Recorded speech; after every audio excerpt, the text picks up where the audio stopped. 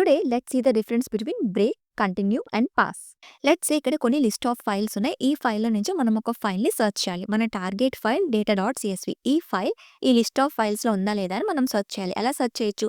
ఒక for loop తీసుకుంటాం. For file in files ఈ లిస్ట్‌లో ఉన్న ఒక్కొక్క ఫైల్‌ని మనం రీడ్ చేసుకుంటున్నాం. దెన్ ఒక ఇఫ్ కండిషన్ తీసుకుందాం. If the file is equal to target file ఏంటి data.csv. If it is equal to data.csv then we found the target file right? So, ఒకసారి టార్గెట్ ఫైల్ ఫైండ్ అయిన తర్వాత ఇంకా లిస్ట్‌లో ఉన్న రిమైనింగ్ ఫైల్స్ మనం చెక్ చేయనవసరం లేదు కదా! No need. కాబట్టి ఇక్కడ మనం బ్రేక్‌ని యూజ్ చేయొచ్చు.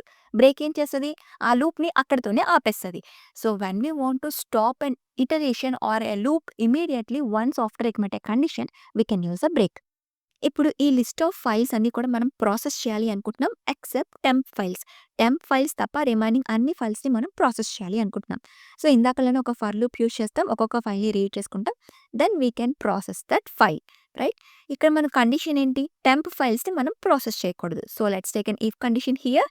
ఇఫ్ టెంప్ ఇన్ ఫైల్ అంటే ఒక్కొక్క ఫైల్‌ని రీడ్ చేసుకున్న దాంట్లో టెంప్ అనే వర్డ్ ఉంటే ఆ ఫైల్‌ని మనం స్కిప్ చేయాలి. సో, స్కిప్ చేయడానికి మనం ఇక్కడ కంటిన్యూ యూజ్ చేయొచ్చు. We can use a continue here. Continue ఏం చేస్తది?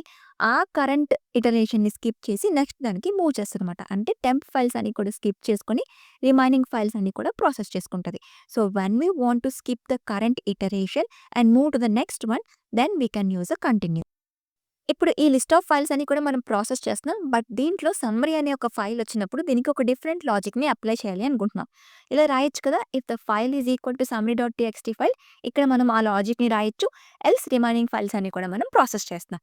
బట్ ఈ లాజిక్‌ని ఇప్పుడు కాదు ఇంకొకసారి ఎప్పుడైనా ఇంప్లిమెంట్ చేయాలి అనుకుంటున్నాం. యాస్ ఆఫ్ నౌ దీనికి లాజిక్ మనం ఇంప్లిమెంట్ చేయాలి అనుకోవట్లేదు. బట్ ఇక్కడ మనం స్ట్రక్చర్ ఇలానే ఉంచేస్తే మనకి ఎర్రర్ త్రో చేస్తది కదా! This is not syntactically correct.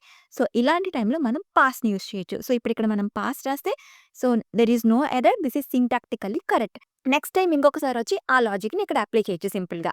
So, pass will simply act like a placeholder. It will not do anything. It will just act like a place holder.